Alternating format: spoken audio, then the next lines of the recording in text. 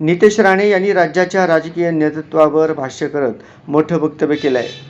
राज्याला पुढे घेऊन जायचं असेल तर देवेंद्र फडणवीस यांच्याशिवाय पर्याय नाही असे म्हणत त्यांनी फडणवीस यांच्या नेतृत्वावर पूर्ण विश्वास व्यक्त केला.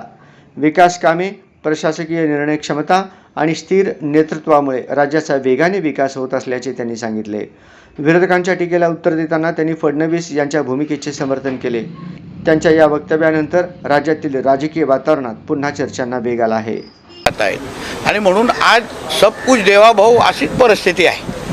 म्हणून हे सगळे जे विविध पक्षाचे कार्यकर्ते आहेत त्या प्रत्येकाला कळलेलं आहे की बाबा आम्हाला राज्याला पुढे घेऊन जायचं असेल, आम्हाला आमचं भविष्य घडवायचं असेल तर देवेंद्र फडणवीस साहेबांशिवाय दुसरा पर्याय नाही हा चांगल्या पद्धतीने माहीत असल्यामुळे आणि बाळ माने साहेब हे अनुभवी आहेत, आमदार राहिलेले आहेत.